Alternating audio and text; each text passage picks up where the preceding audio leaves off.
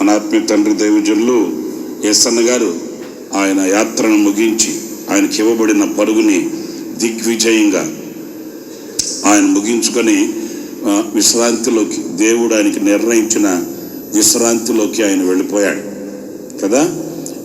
ఆయన లోకంలో జీవించిన దినములలో దేవుడు ఆయన భుజముల మీద పెట్టిన గురుతర బాధ్యతని ఆయన ఏ క్షణం కూడా విడిచిపెట్టకుండా, ఏ క్షణం కూడా ఆయన అశ్రద్ధ చేయకుండా మరి ఆ దేవుడు ఆయనకి ఇచ్చిన గురుతర బాధ్యతని ఆయన సమాప్తి చేసి సంపూర్ణం చేసుకొని ఆయన వెళ్ళిపోయాడు.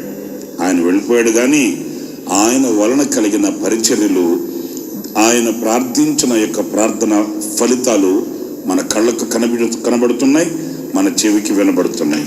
ఆయన విశ్రాంతిలో ఉన్నారు. దేవుడు ఆయనకి ఇచ్చినటువంటి ఆయనకి ఇచ్చిన పరిచర్యను బట్టి గొప్ప బహుమానమే ఆయనకు ఉంటుందని చెప్పక మానలేం. ఎందుకంటే అంత విరివిగా పరిచర్య చేసిన, అంత విరివిగా పరుగులు తీసిన ఒక సైనికుడు, పోరాట పటిమను నిలిచిన పౌరుడు, యుద్ధవీరుడు, ఇంకా చెప్పాలంటే శరీరాన్ని కూడా లెక్క చేయకుండా ఆఖరి శ్వాస వరకు కూడా పరిచర్య అంటూ పరిచర్యనే ఒక దర్శనంగా తీసుకుని పరుగులు తీసినటువంటి ఒక గొప్ప ఘన సేవకుడు అని చెప్పడంలో సందేహం ఏమీ కూడా లేదు. మరి ఆయన అనేకులకు స్ఫూర్తిదాయకమయ్యాడు. ఒక హోసన్న మినిస్ట్రీస్లో ఉన్న సేవకులకు మాత్రమే కాదు, ఈరోజున ప్రపంచంలో ఎటు వెళ్ళినా కూడా ఏదో ఒక మూలాన ఆయనను స్ఫూర్తిగా తీసుకొని, ఆయన యొక్క తీర్మానాన్ని, ఆయన యొక్క సమర్పణని, ఆయన యొక్క పరిచర్య విధానాన్ని స్ఫూర్తిగా తీసుకొని పరిచర్య చేస్తున్నటువంటి సేవకులు ప్రపంచమంతా కనిపిస్తారు.